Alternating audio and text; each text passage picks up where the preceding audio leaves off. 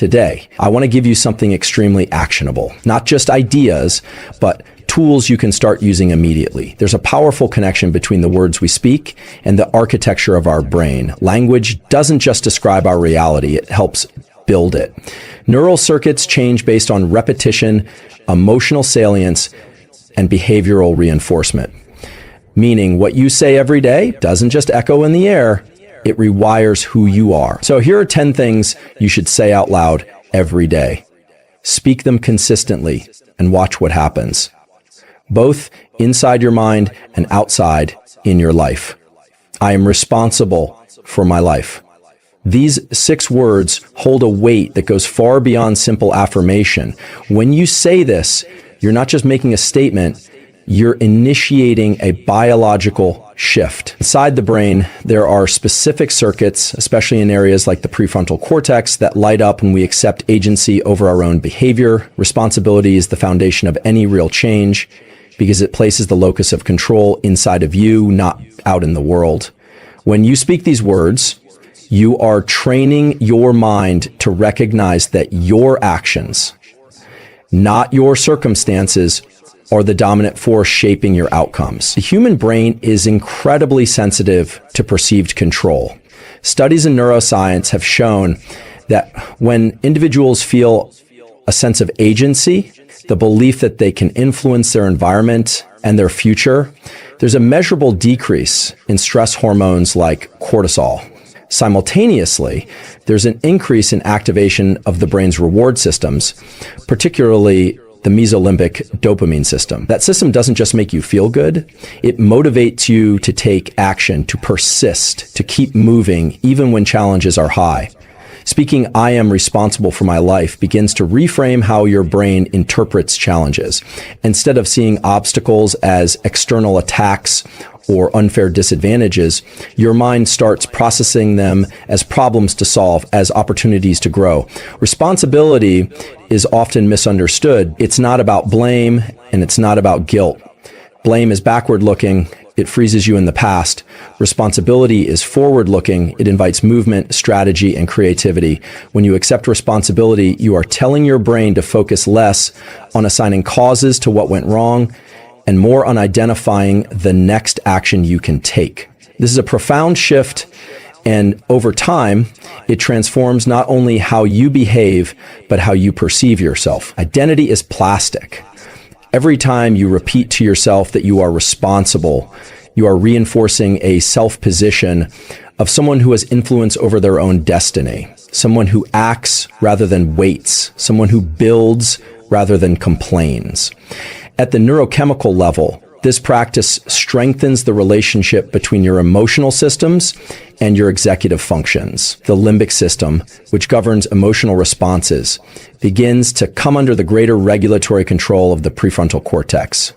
This connection is crucial because it means you are better able to choose your responses to situations rather than reacting impulsively. You increase what psychologists call response flexibility, the ability to pause, evaluate, and make intentional decisions even under pressure. This ability is one of the strongest predictors of long-term life success across almost every domain: career, relationships, physical health, and mental well-being. The repetition of "I am responsible for my life" also sets a psychological baseline. It prepares you to interpret new experiences through the lens of opportunity rather than victimhood. It teaches your subconscious mind that while external events are unpredictable, your internal response is always within your jurisdiction. You start to notice possibilities that you once overlooked. You start to recognize patterns where others only see chaos. Responsibility acts like a filter that sharpens your perception, narrows your focus onto the variables you can influence, and helps you let go of distractions that don't deserve your energy.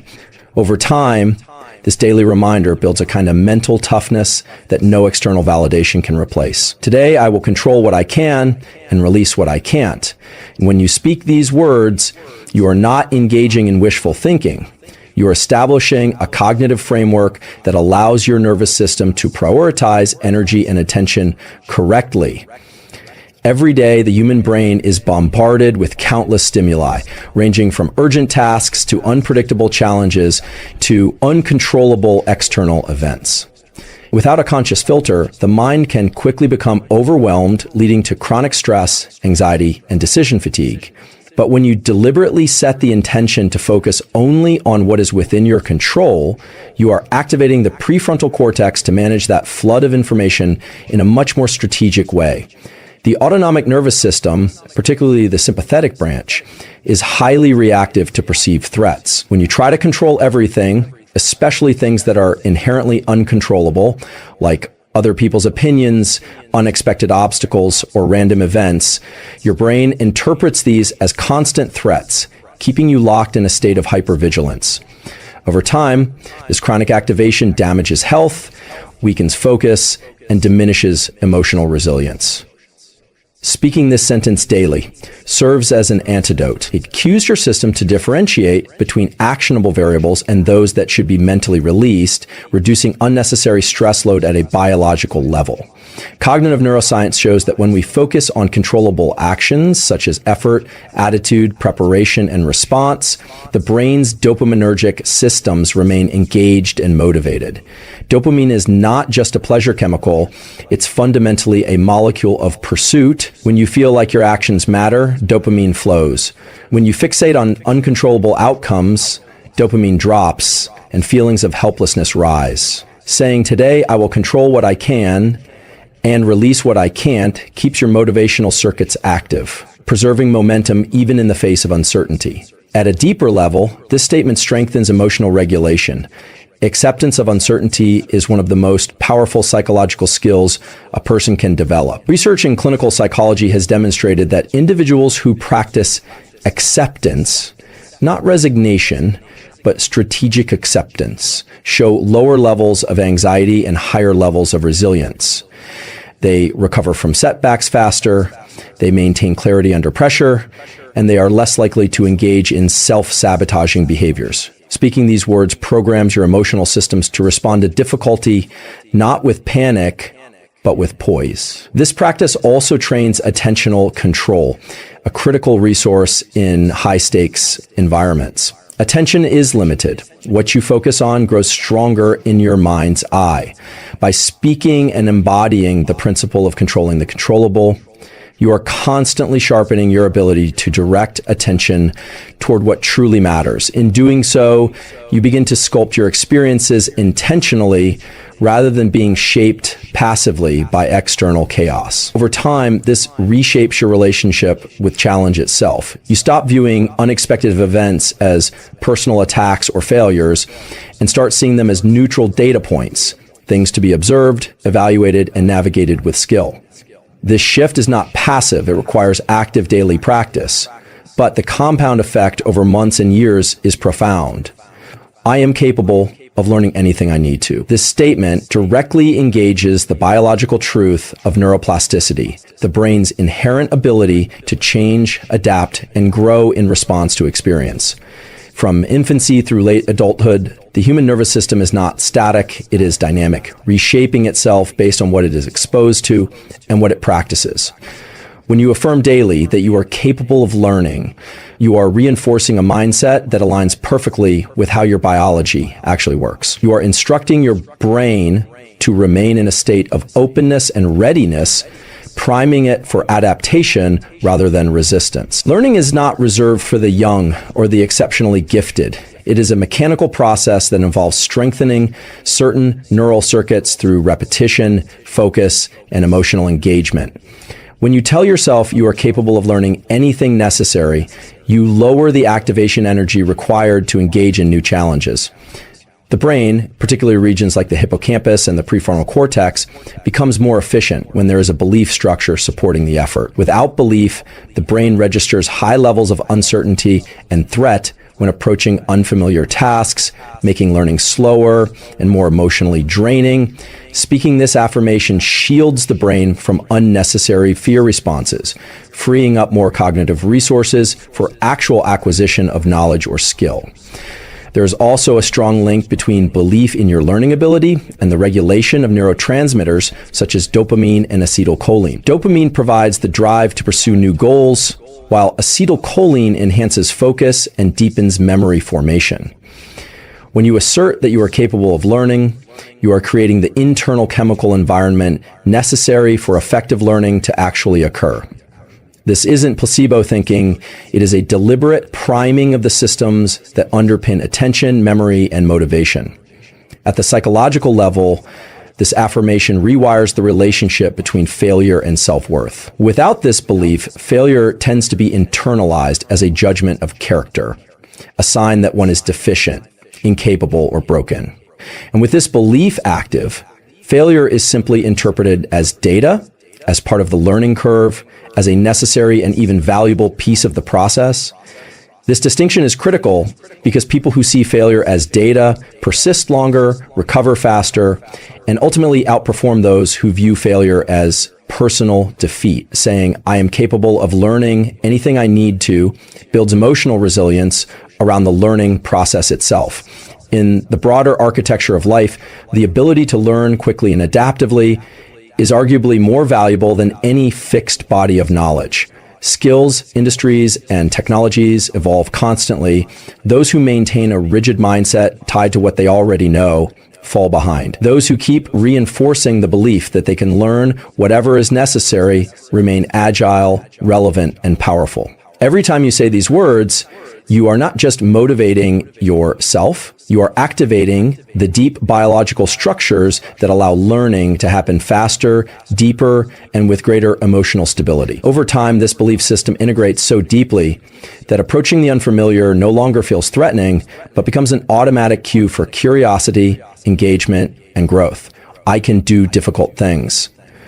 When you speak this daily, you are not just motivating yourself superficially, you are instructing the deep motivational systems of your brain to expect and embrace challenge. The human nervous system is built to adapt to stressors through a process called hormesis, where exposure to manageable levels of difficulty leads to greater strength, resilience, and capacity over time. Repeating this phrase conditions your mind to interpret effort and discomfort not as signs of impending failure, but as necessary and valuable stages of growth. It calibrates your expectations around struggle, turning what most people view as an obstacle into a signal that you are precisely on the right path. When faced with a difficult task, the brain initially responds with activation of the anterior cingulate cortex, a region heavily involved in error detection and conflict monitoring. This part of the brain essentially raises a flag, signaling that something will require more resources than usual. Without the belief that you can handle difficulty, this signal can trigger avoidance behaviors, procrastination, or anxiety. However, when you program your mind with the truth that you are capable of doing hard things, this activation serves a completely different function. It becomes a cue to focus, to increase effort, and to access deeper reserves of patience and energy.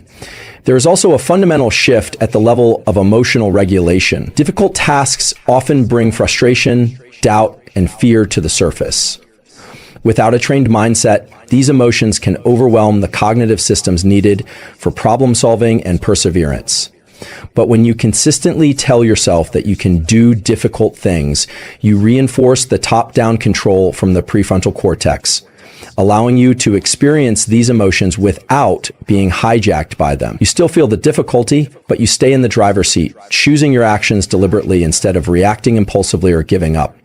Biochemically, the experience of overcoming difficulty is one of the most potent triggers for the release of dopamine, particularly in a way that strengthens the brain's reward systems. This is crucial because the more you associate effort and persistence with internal reward, the more naturally you will lean into challenges in the future. Instead of relying on external validation, your own neurochemical systems will reward you for persistence itself. This is how intrinsic motivation is built, and it is far more durable and sustainable than any external form of motivation. Saying, I can do difficult things also changes the way you forecast your own future behavior.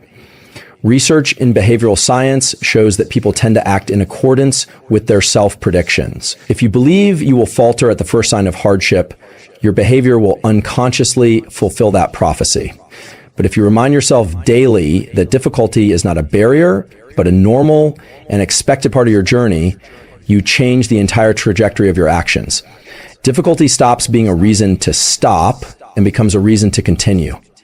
The brain begins to associate hard work with progress instead of pain, with possibility instead of failure. I am grateful for, insert 3 real things.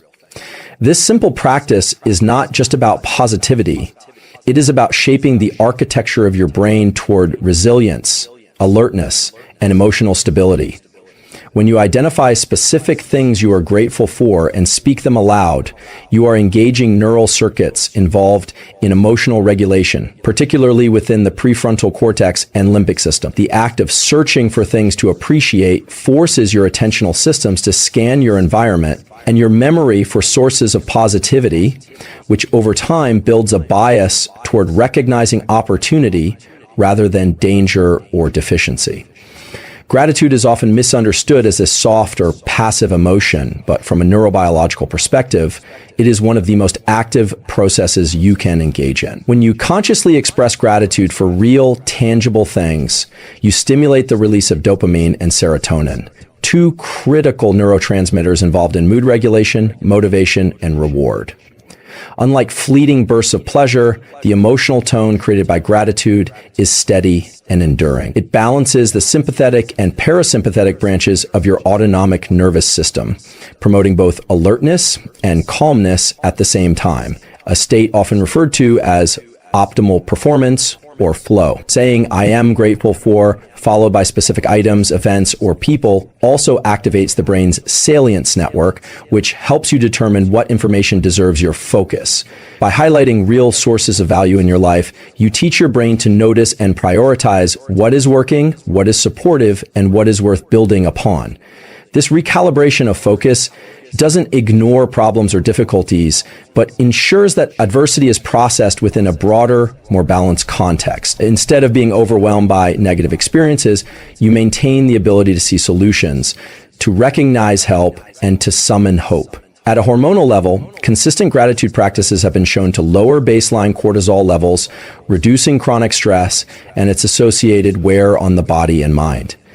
Lower cortisol means better sleep quality, improved immune function, more stable energy levels, and greater cognitive flexibility. These physiological effects are cumulative, meaning that the more consistently you engage in spoken gratitude, the stronger and more self-sustaining these benefits become. It becomes easier to regulate emotions, to respond with patience rather than anger, and to persist through challenges without collapsing into despair or bitterness. Speaking specific gratitudes also trains a crucial form of cognitive precision. Vague gratitude produces vague benefits. Precise gratitude, where you name exactly what you are thankful for and why, sharpens your awareness of the structures, relationships, and personal efforts that are actively supporting you. It clarifies cause and effect in your mind, reinforcing an internal narrative that you are connected to sources of goodness, growth, and support.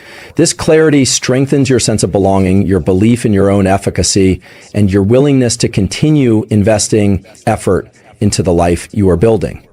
Over time, this practice not only changes your mood in the moment, but reshapes the very lens through which you interpret all future experiences. I will stay consistent even when it's hard. Speaking this daily imprints a critical behavioral pattern into the nervous system, one that is essential for any meaningful transformation to occur. Consistency, especially under difficult conditions, is not purely a matter of willpower. It is a neurobiological process that can be trained. When you commit out loud to maintaining consistency, even through discomfort, you are strengthening the pathways in your brain that govern persistence, delayed gratification, and disciplined action. These circuits, particularly within the prefrontal cortex and basal ganglia, are responsible for sustaining goal-directed behavior over time, even in the absence of immediate reward. When you face difficulty, the brain naturally defaults toward energy conservation. It seeks the path of least resistance, the easier option, the immediate escape from effort. But by repeatedly affirming your intention to stay consistent, you counteract this primal reflex. You engage executive functions that override short-term impulses in favor of long-term objectives. This process, known as top-down control, increases with repetition, just like any physical muscle strengthens with use. The more often you assert your commitment to consistency during hard moments, the more automatic that response becomes. Eventually, persistence stops feeling like an extraordinary effort and becomes the baseline mode of operation. On the biochemical level, consistency under pressure trains the dopaminergic system to value incremental progress instead of only large, dramatic results. Each time you push through a difficult session, a tough conversation, a challenging task, and follow through as planned, you receive a small but powerful dopamine hit. This reinforces the behavior at a subconscious level, creating a feedback loop where the act of persisting becomes inherently rewarding. Over time, your brain learns that effort itself, not the absence of effort, is what leads to satisfaction and fulfillment. There is also a profound emotional resilience that develops when you stay consistent despite hardship. Emotions like frustration, boredom, self-doubt, and fatigue will inevitably arise when you pursue anything meaningful. Most people interpret these emotions as signs to stop, believing that if something feels hard, it must not be right. But when you commit to consistency no matter what, it opens up an opportunity for complexity that you retrain your relationship with these emotional states. They cease to be stop signs and instead become signals that you are exactly where growth happens. Your ability to experience difficult emotions without abandoning your path is one of the clearest markers of maturity and personal power. Consistency during easy times does not build the structures necessary for extraordinary outcomes. It is consistency during difficult times that forges the neural and psychological toughness required for excellence. Each day that you stay the course, even if progress feels invisible, you are accumulating invisible wins inside your nervous system. These compound over weeks and months into transformations that are imperceptible at first, but undeniable over time. Reaffirming this commitment daily hardwires the expectation that difficulty is not a reason to pause, but a reason to double down with even greater intention and energy. I am responsible for my emotions, thoughts, and actions. Saying this daily shifts you into the driver's seat of your own nervous system. It recognizes the fundamental truth that while external circumstances can trigger reactions, the ongoing regulation and interpretation of those reactions are internal processes under your influence. Responsibility is not about blame or shame. It is about control, about agency. When you speak these words, you are reinforcing the neural pathways that strengthen metacognition, the ability to observe your own mental and emotional patterns without being ruled by them. The limbic system, especially structures like the amygdala, is highly sensitive to environmental stimuli. It reacts quickly and automatically, often below the level of conscious awareness. But the prefrontal cortex, particularly the dorsolateral prefrontal cortex, has the capacity to modulate those reactions, to pause, to assess, and to redirect behavior in alignment with longer-term goals and values. When you affirm that you are responsible for your emotions, thoughts, and actions, you are training this top-down regulatory system to engage more rapidly and more effectively. You are literally improving your brain's ability to manage itself in real time. Emotions are not commands. They are data points, signals from the nervous system about perceived conditions, both inside and outside the body. If you do not recognize your responsibility for how you interpret and respond to emotions, you become a passive recipient of every internal fluctuation. But if you accept full responsibility, you create space between stimulus and response. You gain the ability to feel anger without lashing out, to experience fear without retreating, to notice sadness without collapsing. This separation between feeling and action is where true freedom exists, and it is strengthened every time you affirm this principle.